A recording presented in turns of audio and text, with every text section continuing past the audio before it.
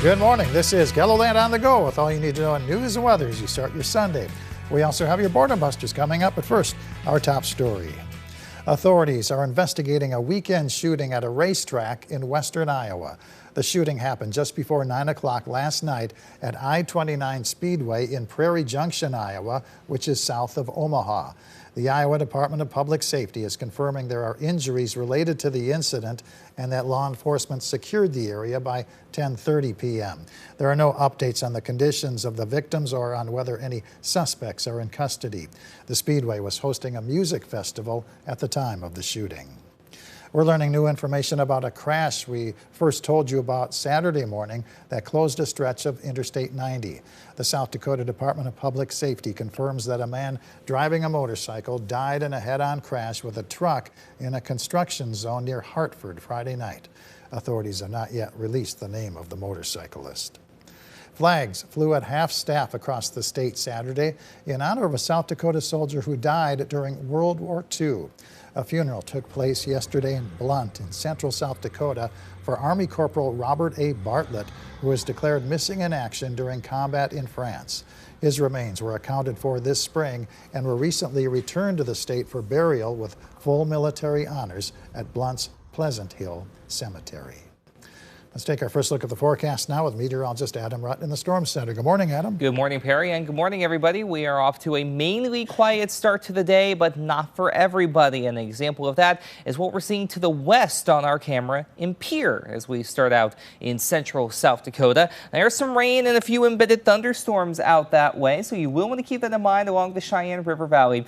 61 right now out in central portions of South Dakota, and that also comes with a nice little southeasterly breeze at just 7 miles per hour. Meanwhile, to the east, we are getting in on a quieter start to the day. Here's a look from our camera in Falls Park. 63 at the airport with some blue skies in place, but that's not going to be the case for good, though. We are going to be keeping an eye on the potential for showers and thunderstorms later in the evening and overnight to the southeast. It'll be a different story farther west. We'll get to that in a moment. 50s with a few 60s out there for good measure this morning. Not much of a breeze to speak of, but we do have some changes on the way. We'll talk about that coming up in your extended forecast. All right, thank you very much, Adam. The Table Ministry in Sioux Falls is a non-traditional church that's been worshiping out of Shenanigans Sports Bar and Grill since 2021.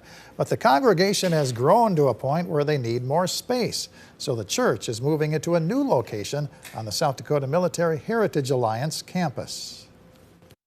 This coming Sunday is our last Sunday at Shenanigans. Bittersweet for sure. We are so thankful for their tables that we've called home for so long, and but also excited for a new change and what that can mean for the city of Sioux Falls and the surrounding communities.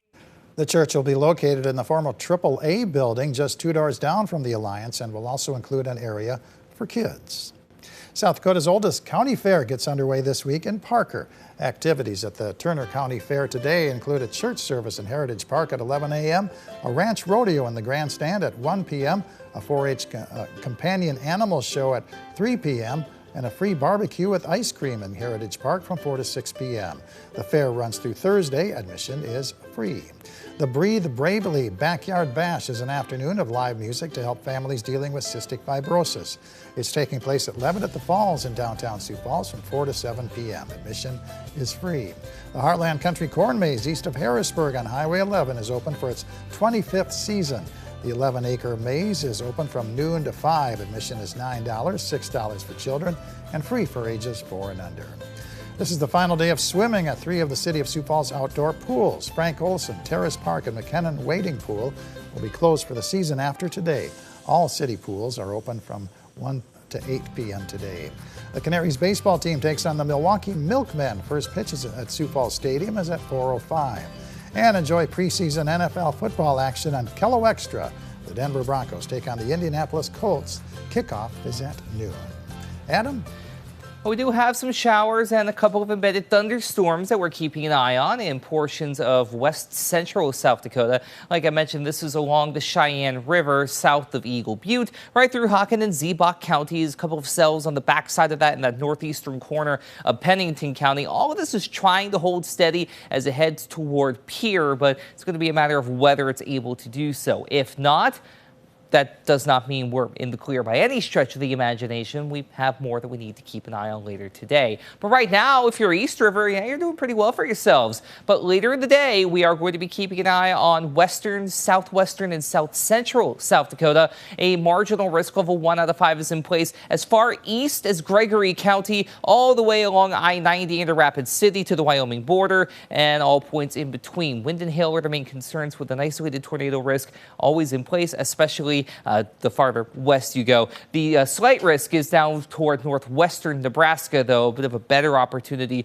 to really see those storms get invigorated. Again, wind and hail are going to be the main concerns with an isolated tornado risk in place for good measure. So here is a look at Futurecast. And we'll see those storms develop later in the afternoon and evening in western and southwestern South Dakota. So if you have any travel plans, if you're going to be leaving Sturgis, you will want to keep this in mind. Even the farther east you go, you notice by 4 p.m. there are a couple of showers and thunderstorms right along the Missouri River from Yankton to Sioux City. So a couple of things to monitor over the course of the day as these showers and thunderstorms march eastward overnight into early Monday morning. So by day, again, Sioux Falls more dry than not, but overnight, that's when you have your better chance for a little bit of activity. It won't be the last time we talk about showers and thunderstorms for that matter. Notice as we go through the next couple of days, Tuesday out toward winter south of Pierre, could see something else there as well. Wednesday, an opportunity for thunderstorms on both sides of the river, which will try and spill over into the day on Thursday. But by the end of the week,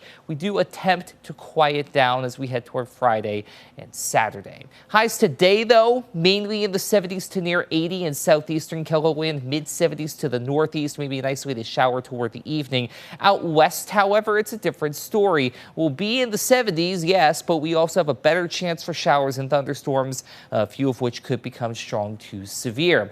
Overnight low temperatures will be falling into the 50s, near 60 though, to southeastern South Dakota and northwestern Iowa with, again, a couple of thunderstorms lingering. Much of Monday is not all that bad. We stay in the 70s for a little while longer. But as we take a look at your 7-day forecast, the 70s are on the way out. 80s are coming back in by midweek, headed toward next weekend. When speaking of the midweek outlook, there is a better chance for showers and thunderstorms, as I mentioned earlier, Wednesday into Thursday for Sioux Falls and Aberdeen, for that matter. They'll stay in the 70s at first up to the northeast, but then climb back into the 80s by the end of the week and into the weekend as well.